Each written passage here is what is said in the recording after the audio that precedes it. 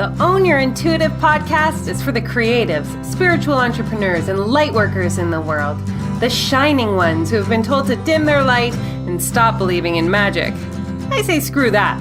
The time to rise is now. To bring your gifts out into the world in a big way, creating a business that feeds your soul and your bank account. You are a magical being with the potential to change the world, one human at a time. The time for you to own your intuitive is now.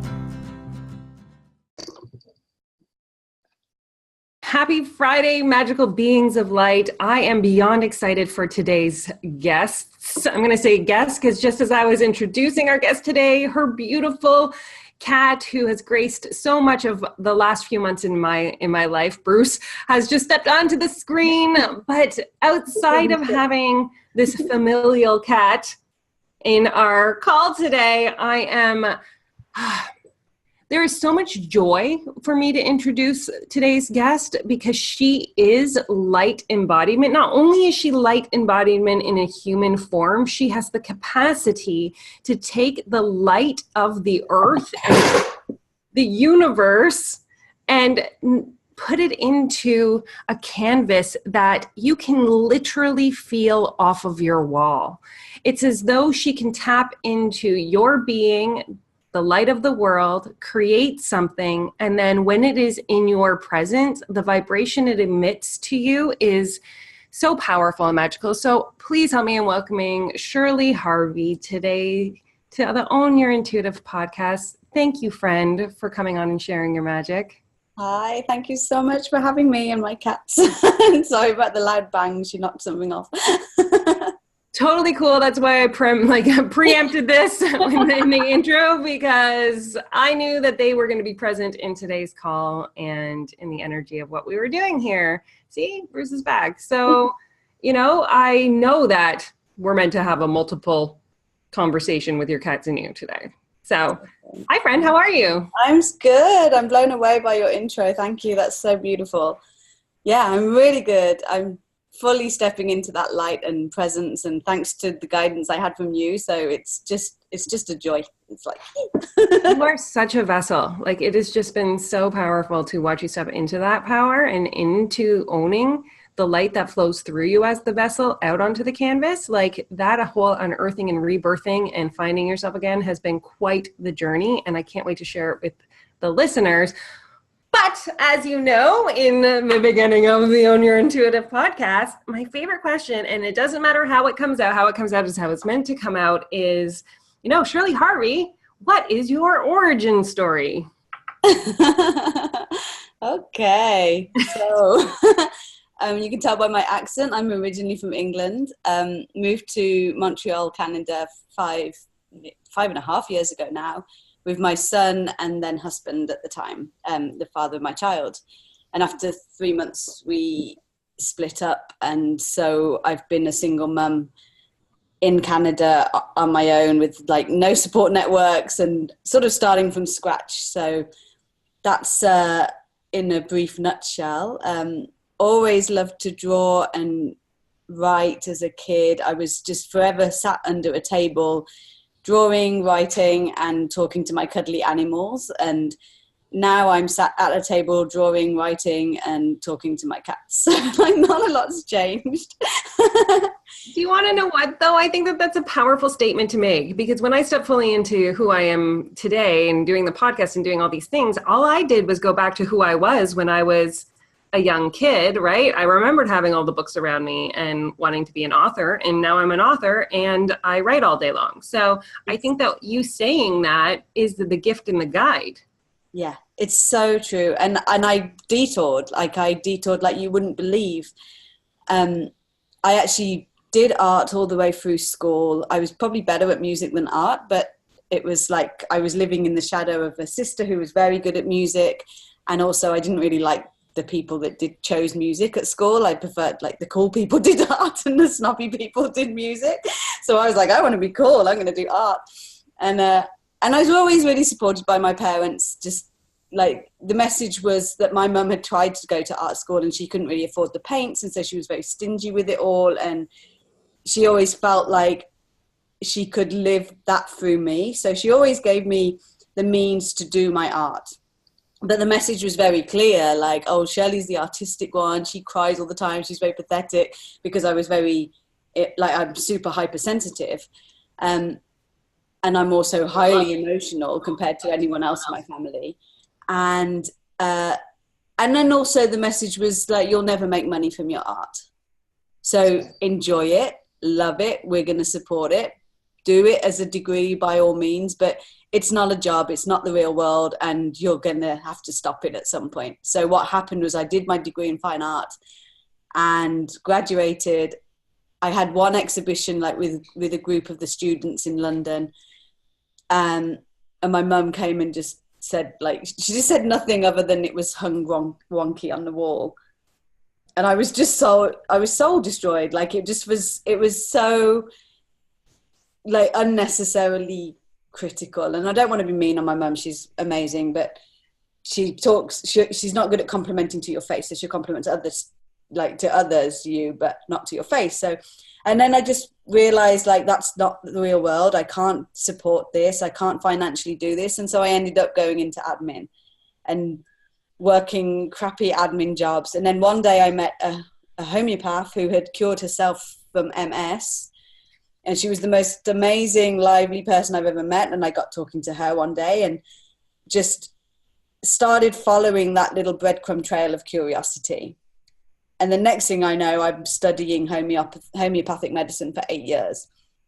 So I just want to ask a question here, because how long were you in admin? Like, how old were you then? And then when you did the homeopathy, what age were you? Like, because like 8 years is a big chunk of time. Yeah. So I'm just curious where you were in your life story through that experience. Many different places.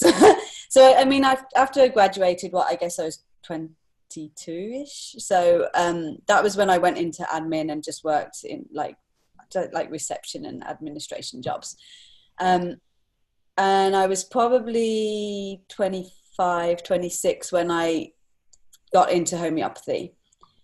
So I then had a job in construction, doing office management, like all kinds of like paying the wages for the direct labor, ordering materials, managing all the plant off hire and hire, and all the costs associated with that, while studying homeopathy.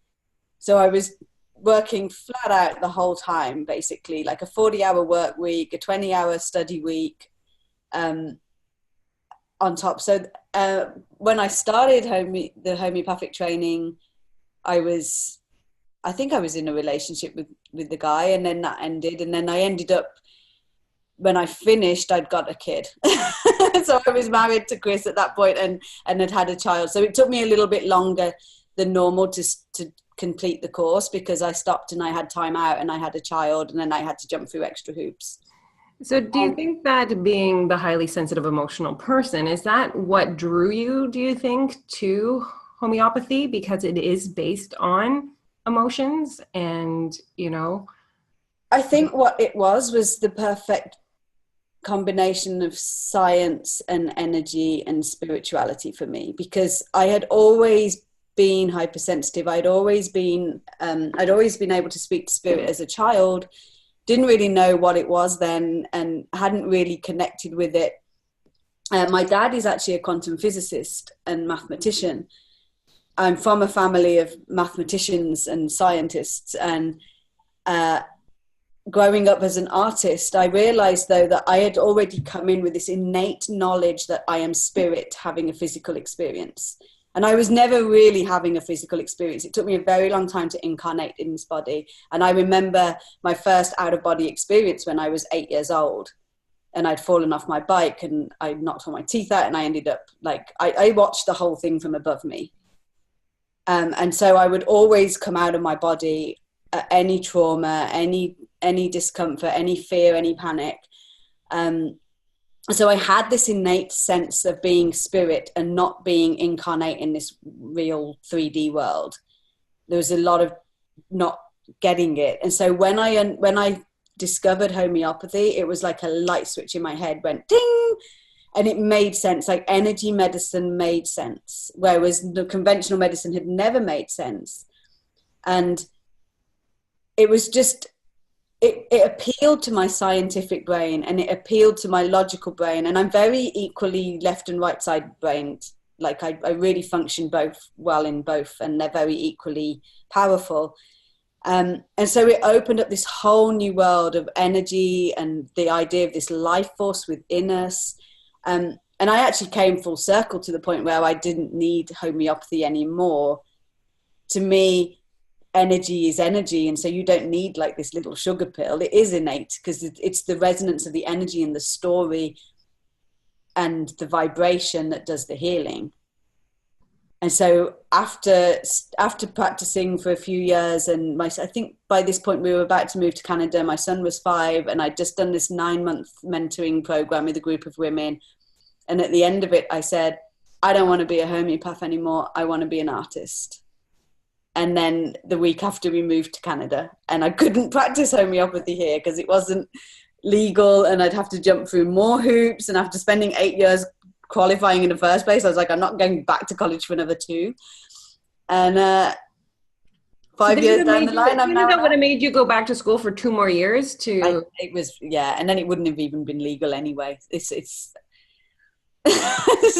Sorry, I'm super curious about this, and so I ask what I get curious about. What's not legal about homeopathy in Canada? Like in terms I'm not really sure. I think it's something in Quebec. Oh, it's Quebec. Yeah. It all got very confusing, and then my visa status, like it just was, there was more hoops necessary than it was worth, and I'd have to do everything in French and English, and my French just is not that good, I'm afraid. And so I actually want to go back to one of the things that you said. You said, like, you remember when you incarnated into your human body. Can you tell me about that experience? Did I say that? I think I said I remember the first time I left my body. No, you said you remembered when you incarnated, because you were out of your body for most of, and then you were like, I remember when I actually came fully in and I incarnated. Oh, okay. So, I mean, that wasn't really until I was 28. Wow. And I was studying homeopathy, and for many years, when I was about 17, I took a lot of drugs, and I in one night took a few too many that I didn't want to take. There was the one night I didn't follow my intuition and my gut instinct, and I ended up in a massive 12-hour panic attack, like on the verge of death, and have never been so terrified in my life. I basically spent that night praying I wouldn't die, and trying to hold it together and stay in my physical body that night, and praying I wouldn't die, because I didn't want my parents to think I'd died of a drug overdose. It would be the worst thing for them. So after that, I would leave my body all the time, always feel like I was tripping, always feel like everything was an illusion. I would have panic attacks up to like 12 times a day. And this went on for maybe like 8-9 years. And I cured it with, I initially had psychotherapy, and that helped me like manage it. Then I stopped it with homeopathy. I thought I cured it, but I got the panic removed, and I did a lot of work, and it went away, but it would come back at major changes in my life. And then one day I was studying homeopathy, and we were studying the remedy opium, and opium had all the symptoms I have. And I suddenly remembered that the night that I had lost it, I had taken opiates. Oh. And I took opium, and I've never had it since. And it was like finally able to be in my body and relax into it and to be here. And so then that's now been like my journey for the last few years, is just fully embodying like what I'm meant to do here on earth. Grounding further and further into your body. Yeah. Yeah. So I'm going to ask a really big question here, and however you choose to answer it, do so. But like I know that when I did drugs and alcohol when I was in my teens, I was specifically trying to numb the effects of being a highly sensitive empath, because the emotions and feelings of others were too intense. When, we get to that place of substance and addiction and those kinds of things, do you remember the thoughts, feelings, and emotions that led you to beginning that? Honestly, I grew up going to church, and I had no spiritual connection there whatsoever. And then I got taken to my first trance ambient nightclub night. And I found God on the dance floor. I never had more of a spiritual connection than when I was on that dance floor. And I was very selective with my choice of drugs. I only ever took amphetamines and weed. So to me, amphetamines, it was never playing with my mind. It was just physical, being able to dance all night. And so I would go to all these all-night raves and all these all-nighters with my friends, and I would just dance. And so for those who are listening, amphetamines are uppers. Yeah. It's like speed. It's called speed. I don't know in England. It's Right. so long ago as well.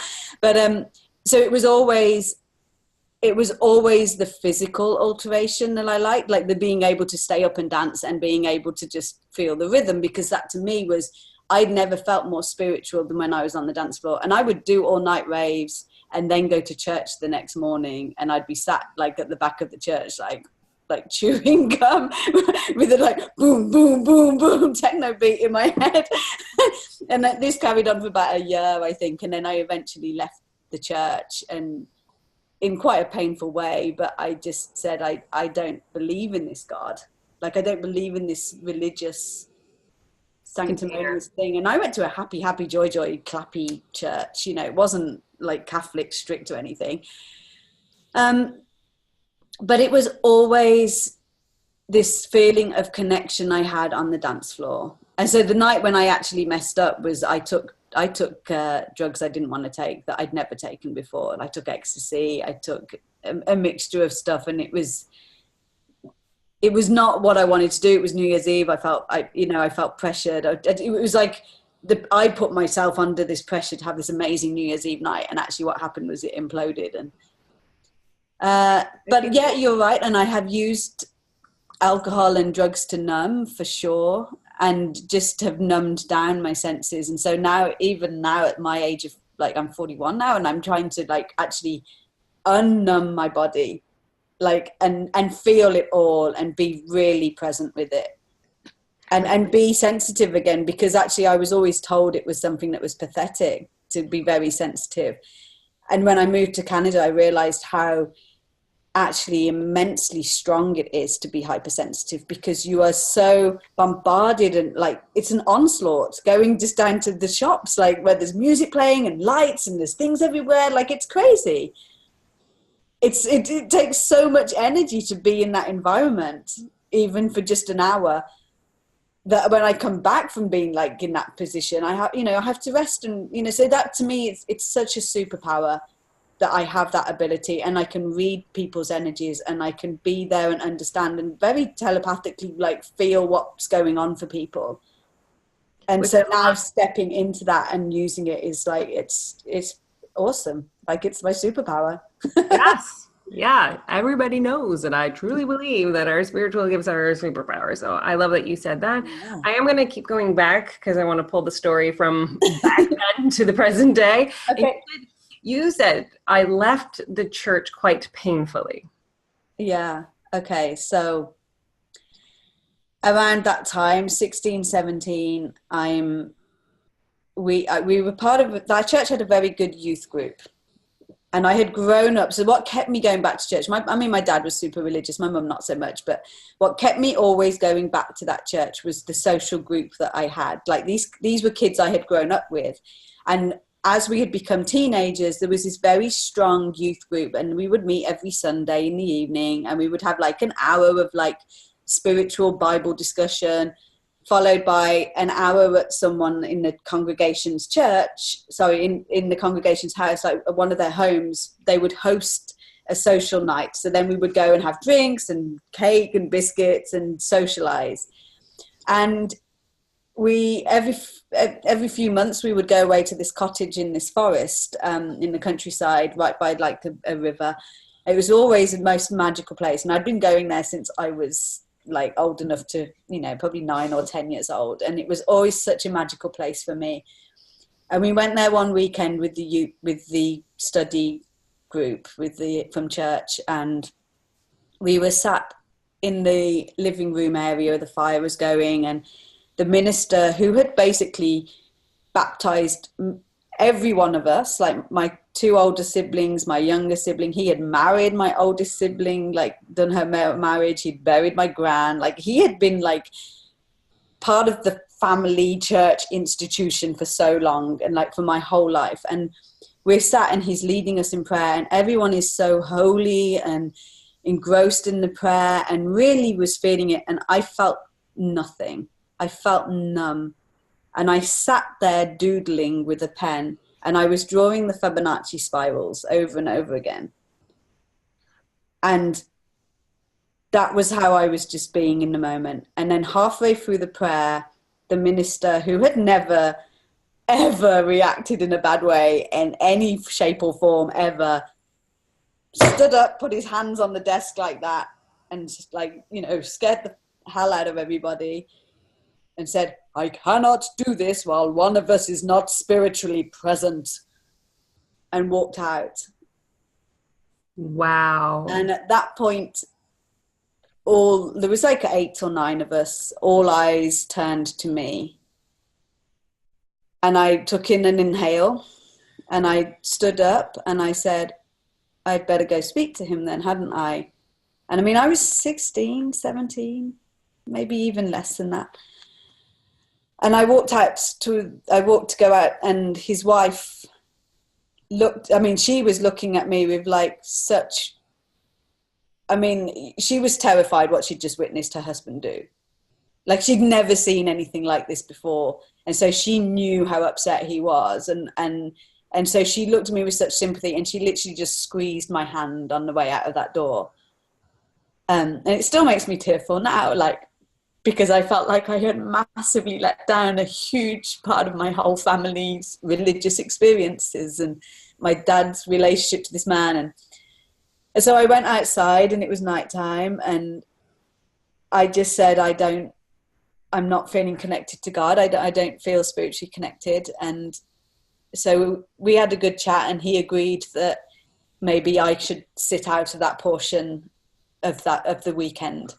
And so for the rest of the weekend, every time they did anything religious, I went and sat on my own in the trees and felt very much outside of the group. I felt very much an outsider. It wasn't until I came back to Canada, like it wasn't until I was in Canada, and I had this very amazing spiritual experience where I was guided to take some paper to a park, and I sat on a park bench and I looked down at my feet, and there was a pen, and like the message from Spirit was like, pick up the pen, and I picked it up. And it started, literally, I felt like Spirit came into my body and started channeling through my arm, and I was drawing these Fibonacci spirals over and over and over again. And it was like, I was just like watching my arm do this crazy ass stuff, and I was just like, whoa, what's going on here? And there's a guy watching me on another bench, like looking at me the same, like, and by the time I'd finished, I had drawn the most amazing snail from this amazing perspective. And like, it was phenomenal. It was completely channeled through me. And I remember thinking like, oh, Ernest missed the point. Like, Ernest was the minister. And actually what I just reflected his own internal struggles with his own faith. And I could see it so clear as day that like he was obviously having his own issues, and I was just a reflection for that. And then I realized that I was the only person in that room connected at that one point, because I was the one doodling. I was the one allowing Spirit to channel through me. And I got my pen in my hand. It was connected to paper, and I was connected straight to source at that moment. Wow. That is so intense. Amazing. All of it. Yes. Yeah. my next question is, when you were drawing the Fibonacci circles in the lodge, was that something you knew about, or was it just something that was coming through you in that moment too? I had no clue. It was just, I had no knowledge that that's what it was. But to me, that was like, I didn't feel connected in that moment with the group. And so the only way I felt connected was by drawing those spirals. Yeah. But I couldn't actually understand that at that point. Right. Which is what I wanted to bring attention to, right? Like, I just wanted the listeners to understand, like you're saying, I was drawing Fibonacci like spirals, but in that moment you were being utilized as a way to connect to your spiritually in a way that God was presenting for you as the means in which for you to be the light that you are, right? And it wasn't until later that you could look back and say, oh my goodness, this is what he was giving me. This is what I was drawing. You hadn't done research on them. You hadn't, like, you know what I mean? You were doing sacred geometry because that is your connection. That is your light. Talk about that, right? Like, and it was such a, you know, I would never draw a snail, and the Fibonacci spiral is the snail's shell. It's like you couldn't get more of a clear sign of connection to source and infinity than the Fibonacci spiral. And so that was like a 20-year difference between the spirals. Yeah. So like I almost can feel like this departing from, and then this coming back to. Yeah, very much. And so I spent most of my life feeling very disconnected, and you know, had to do a lot of work to heal the emotion of feeling like I had let down this guy, I had let down the church, I had let down humanity and family, and you know, like, so I mean, I don't think to this day my family even know about it, because it was such a gut-wrenching thing for me to go through. Right. Well, if they listen to this podcast, they'll know. But I think enough time has passed. Okay. So my big question is, because I do know some of your story and I know some of, you know, what you've done. So let's all of a sudden fast forward to when it was that you decided to create children's books, Shirley, because like in no part of the story so far have we talked about it, like leaned into it, even like you don't just have one, you have multiple. So let's tell that story, shall we? Okay, so they are children's books for adults. So the snail started this whole thing where I started to draw again. Spirit stayed with me for a while and kept channeling pictures, and then they got worse and worse. And then I was like, what the fuck, Spirit? Like, come back.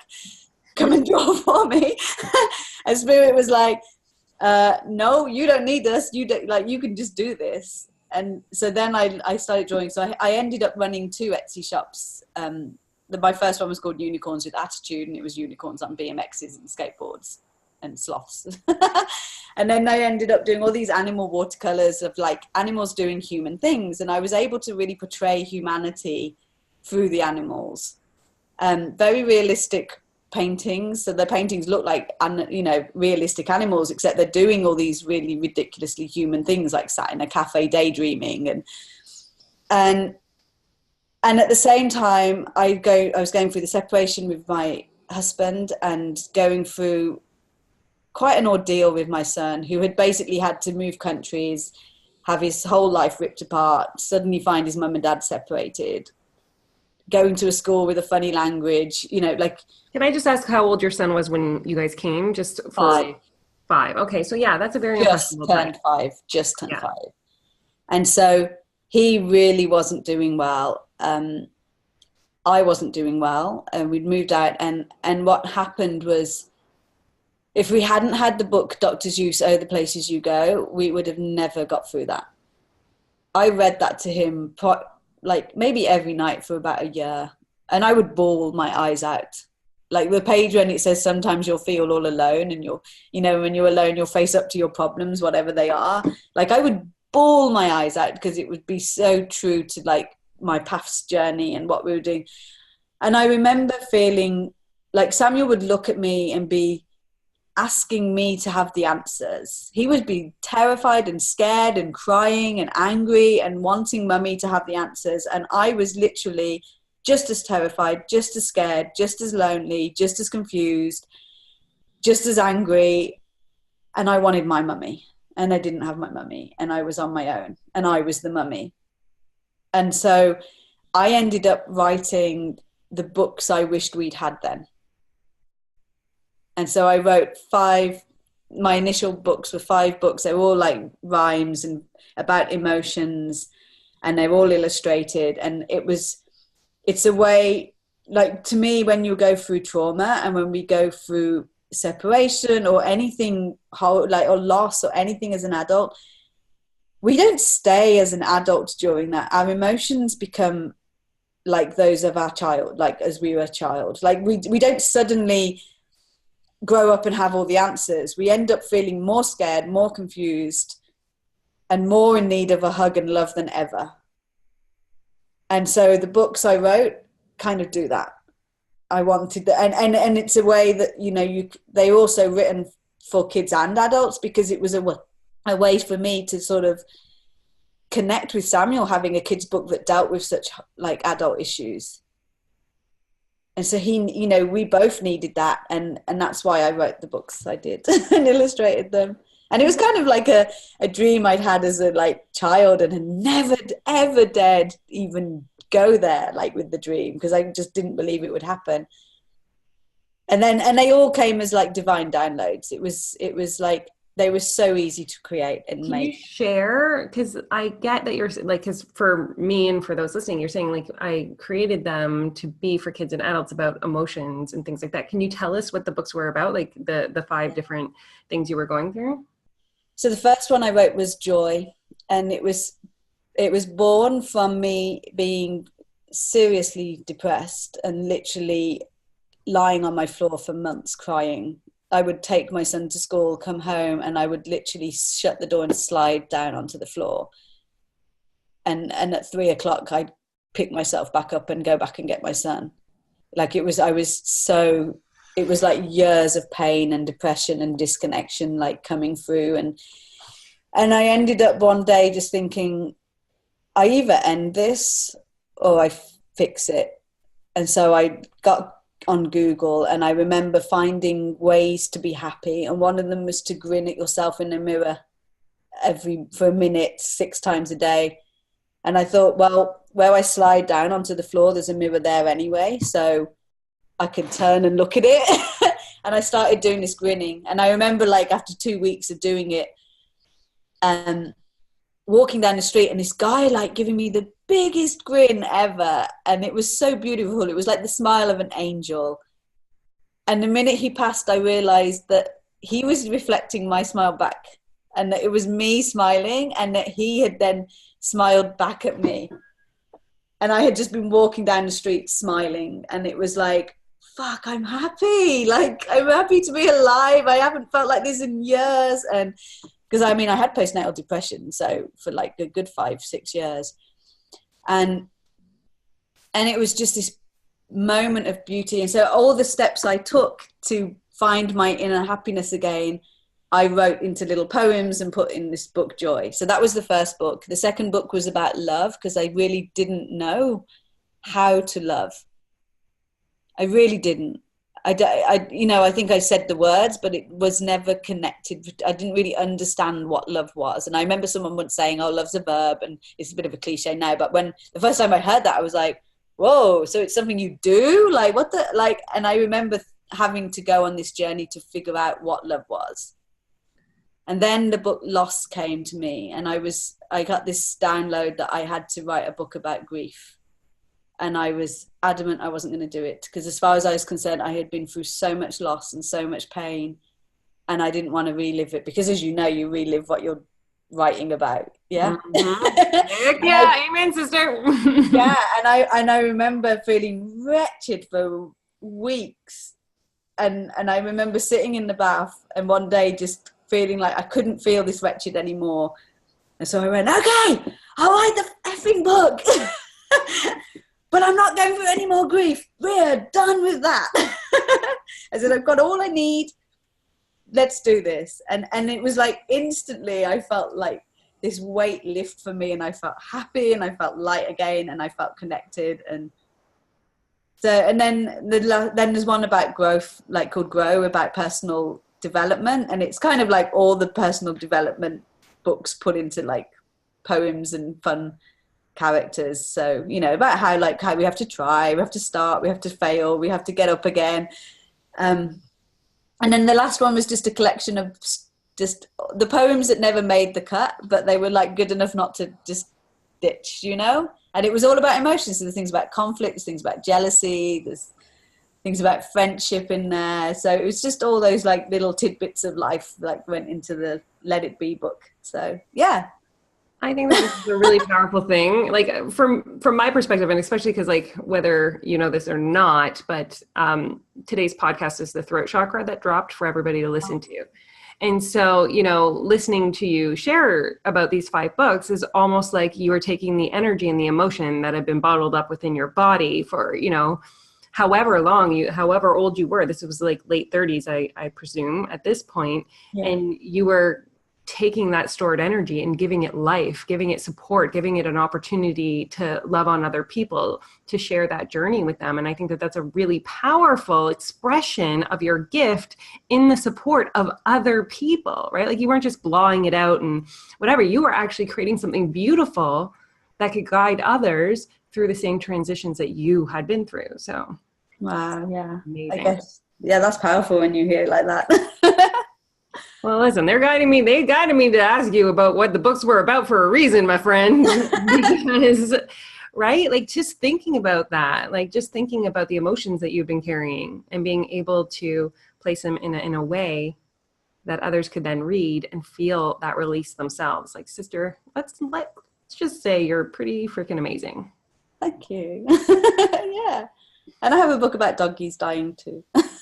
Which sounds awful when I say it like that, but about the grief you feel when your dog dies, because a dog is a family companion for 15 plus years. So there's another book called More Than a Best Friend, which just gives you, it's like the gifts of doggy medicine. And it's a book that you can share with your children, and, you know, it holds space for the grief. It's not trying to put a patch on, like a plaster, a Band-Aid on it. It's just holding space. So like many people read that book and burst into tears and tell me it's heartbreaking. And I'm like, well, yeah, losing your dog is heartbreaking. Mm-hmm. Losing anyone is heartbreaking.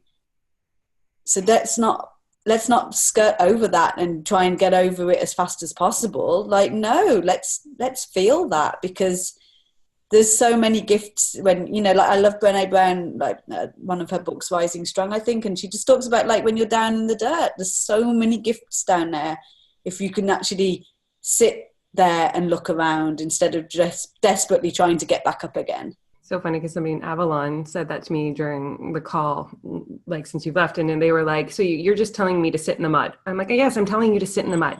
Just stay in the mud, be in the mud, like, yeah. Understand why you're in the mud, feel the feelings that brought you to the mud. Don't skirt and try and suppress, or, you know what I mean, push down or run away from the things that we were taught to run away from, our emotions and feelings for most of our lives, right? Yeah. And so I think, again, I just love you. You know how much I love you. And like sharing that, you know, even in your journey right now where you are, is that we, you know, and I totally honor that part of you, of the, you know, choosing not to feel for X amount of years and then having to go deep into the feelings to release them and to find our true self and to reconnect to spirit in a greater way and all those kinds of things, because I've witnessed your journey, and I would love for you to share, you know, that the journey from even the writing of the books to who you are today. It hasn't looked like sunshines, rainbows, and butterflies every single day, right? Like those feelings, and I'm going to share this if you don't mind. When we had our call, and I had just listened to a meditation, and I explained about this one part of a meditation where, you know, they wanted to move a big giant clay Buddha, and, you know, they couldn't because it was too heavy. And, you know, during the night, as it was tarped up, the head monk went to look at the Buddha to make sure it was okay. And when he shone a flashlight on it, there was just this tiny little bit of gold shining through. And, you know, that it was okay for them to chip away the rest of the clay to see the gold that was inside of it. And that resonated so much for you. So if you can share that experience and like your journey through that feelings would be amazing. Yeah. Well, I really want to say this first, is that all of my books and all of the art were created from the mud, from being face down in it. So like I now, whenever I feel triggered by anything, I'm like, let's go there, let's go in and like find the jewels. But I remember that call so vividly because it was this feeling of recognition that, yes, I had this huge light and gold in me. And yet I had kept it encased and I had kept it completely hidden. And I think at the time I had this whim that I wanted to do large paintings. And to me, it was almost like the whim was the like little chink of light or gold that was shining through. And so the whole of, I think, when did we start? August. So the last 8 months, there was this process of like chipping away at all of the concrete that was casing and hiding my light, and being really fully open and present in it, and standing in the power of that spiritual gift I have. And owning the fact that I am a channel, and I can channel these paintings, and I can channel these energetic signatures, and I can channel these really high vibrational light transmissions into paintings, and know that they are like emitting that energy for their lives, and know that they're doing the healing work that the homeopathic pill, like I wanted that to do. So to me, it's like everything is an extension of, you know, the one, when I look back and I find this golden thread running through everything I've ever done. And it's about coming home to ourselves and like finding the true soul essence of who we are. And that means like coming home and bringing all those parts of ourselves, all the emotions, all the crud, all the dirt, all the sadness, all the grief, all the happy moments too, and the joy and the laughter, or the times when you fall over on your ass and make but it's like bringing all those moments back to like incorporating them back into ourselves, and owning that power and that light and that gold. And I so just think like it's so crazy too that every time I think of you now, and this is, again, guys, this is just on a fluke, like I'm coming back to it, but every time I've messaged you lately, I'm like, everything is gold with you. Like that's the vibration and the energy and the feeling. And now I'm realizing on that call in our beginning, we talked about, yes, you know, chipping the clay away to this gold. So it seems like even that's come full circle to being in like, even as you said it, I had forgotten, and I have literally just rebranded my entire website and put loads of gold in there. And I said to you in this week, didn't I? I said, oh wow, you're like the third person in 3 days to call me golden. and it's true. And it's, so I feel my own personal journey, I have come full circle, and I have found the gold within me. I have found this pure golden bright light, and now it's just, I'm not afraid to share it, and it feels so very relevant.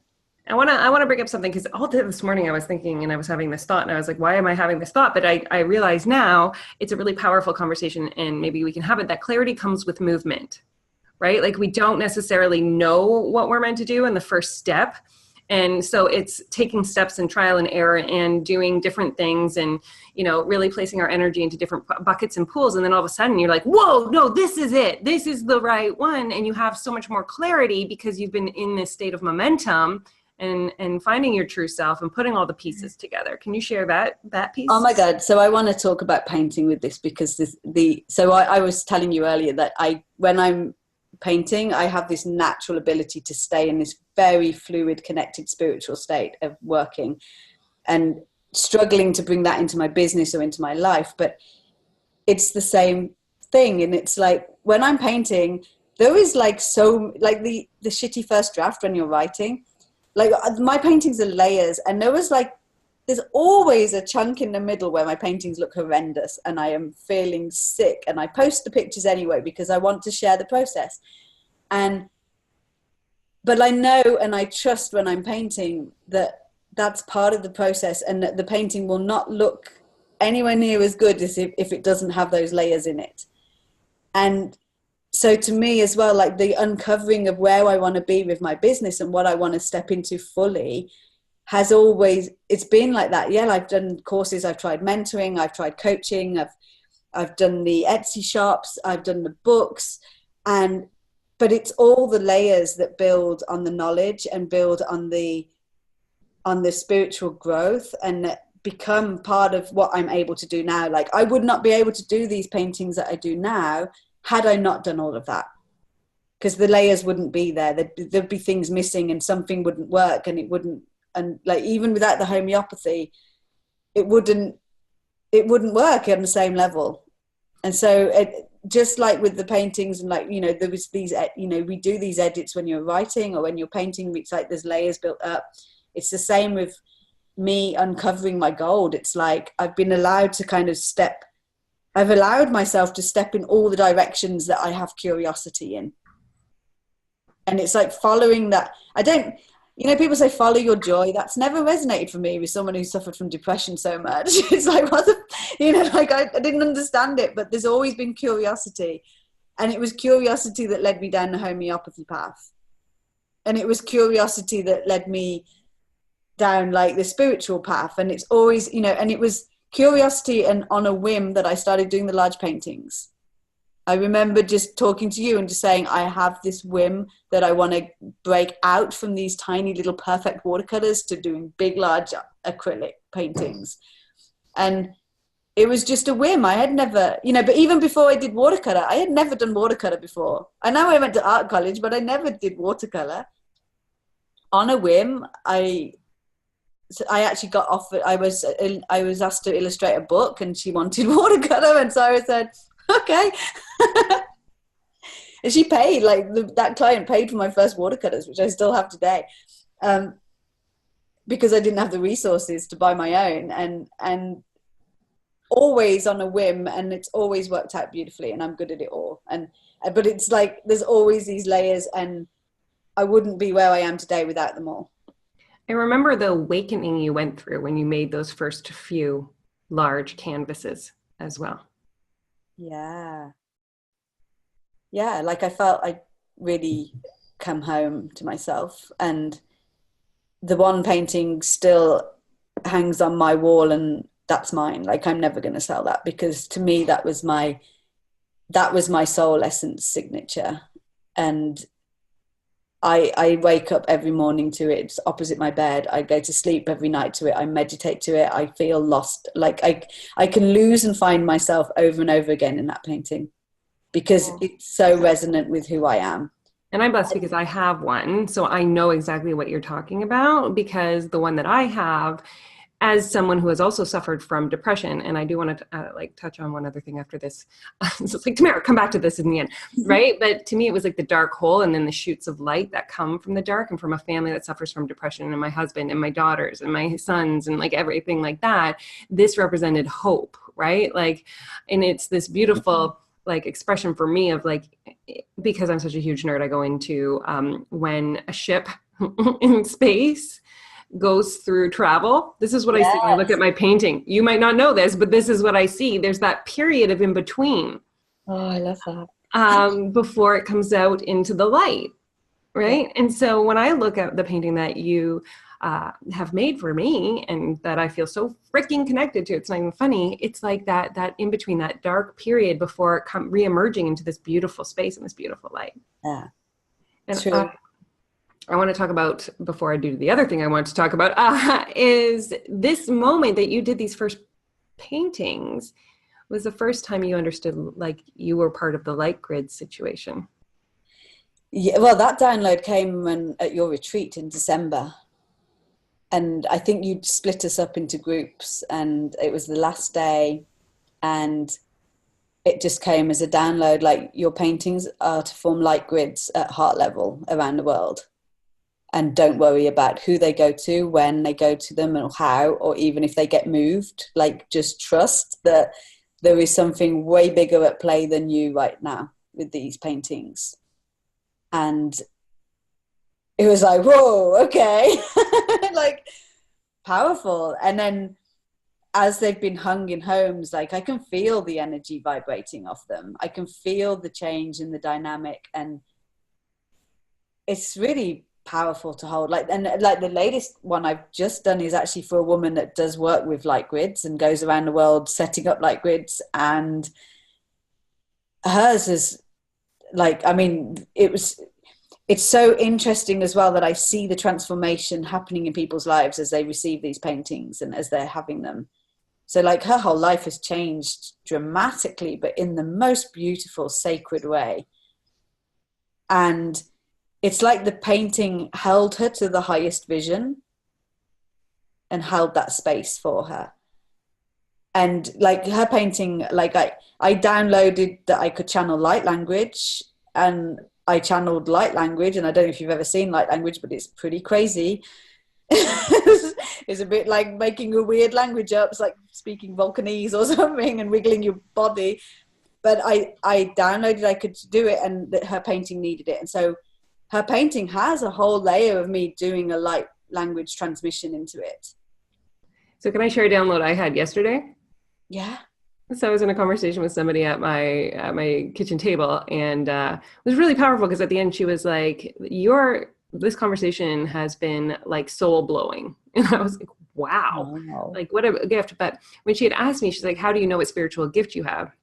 And then I downloaded it. I was like, it's directly correlated to your learning language. So if you're visual, you are a very visual person. If you're auditory, you can hear. If you're like, kinesthetic, you're going to feel. And I mean, just listening to you. So like, you're like, I don't know if you can see light language. And I'm like, no, I don't visualize anything. Like I can visualize like where I want my future, but like even in my stuff, right? So I think it's really powerful because you are visual. You see things in the world in a way I don't. And some of us don't. So I think that was just a really powerful thing. Yeah. And I think as well, I'm able to not just see visually, but I'm able to physically embody it too. So actually light language is a very physical language. I mean, I can't speak French and I don't know whether I'll be able to continue doing light language, but it was like, spirit was like, no, this painting needs it. Like the work that the woman who's owning this painting is doing, she needs this layer of light language in there. And so I now just open up to being the vessel for that. And I've always been good at that. Like, even when I was painting my animals, like I would be surprised by who turned up on my paper. I would sit there with my watercolors and my pen and my paper and my paintbrush, and I would be painting away, and then all of a sudden these little eyes would appear and I'd be like, oh, there you are. Hi there. And it would be like this little character would come to life. And it always felt like my animals were already there in spirit form, just waiting to be brought to life. And I was just the channel for that. And it would be just an absolute little surprise every time I painted who would turn up and play with me. And I think that that's a profound thing. So any listener that is hearing this, we all have the capacity to be the vessel on that level, right? So I'm the vessel for the books I write, right? Like I can't stop writing books. I can't stop writing information, and here we're speaking to Shirley, who is a remarkable artist, and she just opens up and receives and allows it to flow. So, there's a capacity for everybody when we own our intuitive to just allow ourselves to get out of our own way and allow the whatever the medium that is ours to flow from spirit, from source, from God, from universe, from love, wherever it is that you channel it through, into whatever your creation is. So like if you're listening and you're like, yeah, but I'm not an artist, or I'm not an author, or you don't have to be. You are you, and you do you in a magical way. One thing I wanted to come back to, I know I said I want to talk about this, and I want to talk about this with you because you and I are so similar on this. I always define like it's almost like we're on a fence or we're on a train, and on one side of the tracks is mental illness, and on the other side of the tracks is our spiritual gift. Oh, yes. Wow. So for years and years and years, when I had the panic attacks, like what actually would start them would be this feeling of that nothing was real, and that what was in front of me was completely malleable and not real. And sorry, I just need to go stop a tomcat coming in my house and spraying because I got my door open. Right. Sorry. Okay. Jeff can edit that out. Yeah. Yeah. Okay. So, where were we? You were talking about when you were going through anxiety, it was like nothing was real. That's right. So everything would feel very malleable and unreal and surreal, like I was tripping. And it would be like the pavement would move and the desk would not be there anymore, and I would suddenly feel like tiny, like Alice in Wonderland, and then big. And it was like all kind of sense of perception and reality would warp, and that would freak the cat out of me, and I would have a panic attack. And it wasn't until the last 5 years of going really deep into my spiritual practice and into my spiritual study of like realizing that I was getting the taste of reality. And so that actually, like, it's all an illusion and everything's energy. And that theoretically, if you believe enough, you can twist like reality. You can put your hand through the table. You can warp into big and little, and like time stretches and shrinks. And so actually what I was getting, I was going back to spirit where I knew truth, but yet I hadn't incarnated properly in that knowledge and in 3D world to be able to hold space for that and not lose my mind. And I really believe a lot of mental illness actually might be people with hugely powerful spiritual gifts just not having a flipping clue and being terrified. I concur. I agree. That's why I wanted to bring this conversation up, because I know that for me as well, when I was not allowing myself to be fully present for the messages that I was being given, that I was suffering from depression and I was suffering from anxiety, that I, was questioning who I was, like all of that. And it wasn't until that I opened up fully that I jumped to the other side of the track. And I was like, oh my God, no, I channel things. Yeah. And even that for me, like the depression was, I didn't have 5 years of postnatal depression. I think I had 5 years of depression triggered by having a baby, caused by not standing in my true spiritual gift, by not doing what my soul wanted to do, which was be an artist. Yeah. It's so funny because the universe will give us what we need in order to guide us back to who we are meant to be, right? And so, it is a journey, and it is like being open to seeing the breadcrumbs and the curiosities. And, our stardust it's never going to stop talking to us. It's never going to stop calling us back. And so the further away we get from it, the harder it is. And the more they try, and the bigger the feelings and the emotions to bring us back to who we are meant to be in this physical form, right? So thank you for sharing that piece too, because they like I said, when they're like, you need to talk about that, I was like, all right. And even now, like I know, like if there's something big ready to be birthed through me, I feel wretched if I'm not owning it. Mm-hmm. So like the grief book, I felt wretched for weeks because I wouldn't do it, and yet it was so powerfully ready to be birthed through me. My definition of that is we dip low before we grow. Exactly. Right? Because we have to do the work to hold the space for whatever that expansion. Yeah. But then sometimes you just, with the creating, it's like, it's the resistance of not doing it that feels awful. Yes. Yeah. And you get stuck in this resistance, and then it's like almost like the minute you say yes to it, it's like you can physically feel the weight dropping off you. It's like whoosh, gone. And you feel the light. And so now, now I've got so good at recognizing it. I can dip low for 5 minutes. I can dip low for 5 seconds, and I can come back up again. But, and then I laugh because you hear people talking about bipolar. And I was talking to someone yesterday. It's like, I am totally bipolar. Like the more I'm on my spiritual journey, like the more bipolar I am. It's like, and it can be up and down every minute instead of like months and months. But, gradually it's getting less, and I'm able to kind of bounce up and down and enjoy it as opposed to be shaken by it. Yeah, when it becomes part of us and we learn to lean in it and to love it, right? Like I always say, anxiety used to rule my life until I love my anxiety. I invite it everywhere I go. It's part of who I am, and it is like my shining light. It is my essence. It's my breath. It's just when I invite it, it's so much quieter. When I resist it, it's really loud. So, Shirley, I love you. Oh, I love you too.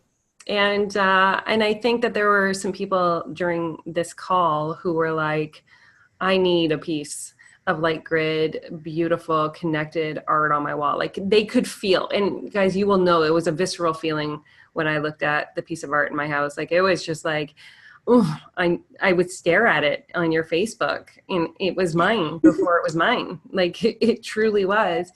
And so if somebody is like, there's something calling and I need to see this art, where can they go to find the pieces? Okay, so everything now is all shirleyharvey.com. So that's where all my artwork is. If you want my books, they're available on Amazon under Shirley Harvey. You need to dig a bit though, because haven't really marketed them very well. But for the artwork, it's all shirleyharvey.com. SHIRLEY. And on the last note here, because I didn't ask before, whatever the first answer is the right answer. Can you just let our listeners know of a book that had a significant impact in your journey, your life, and your experience? Easy. Jonathan Livingston Seagull. And I read it when I was 16, 17. And I based my fine art final piece on Jonathan Livingston Seagull, about this little girl that went on a journey, and you could never see her face, and she was always like walking around the streets, and then she eventually gets to the sea and she meets Jonathan Livingston Seagull, and you see her face for the first time, and they fly off together. And again, it was always this story of enlightenment and coming back to ourselves and rising and ascending, and always coming back home to ourselves. And so to me, Jonathan Livingston Seagull has been the book that has stayed in my heart forever. Boom. Thank you. I haven't read it. Now I want to, just from that description. Beautiful, sweet little book. And you'll get through it in an afternoon, and it will stay with you for a life.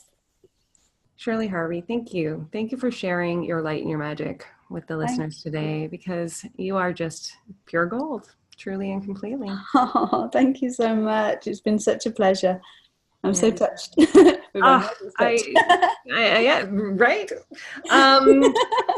Everybody, today's call has been purely magical. Please share your biggest takeaways with both Shirley and I. I've tagged our Instagrams in the show notes. It truly is a magical experience when you feel something from these interviews. So please don't hesitate. Share them with your friends. Share the thoughts, feelings, emotions, awakenings that you have during these hours together. And I will see you on Transformation Tuesday. Have a great day.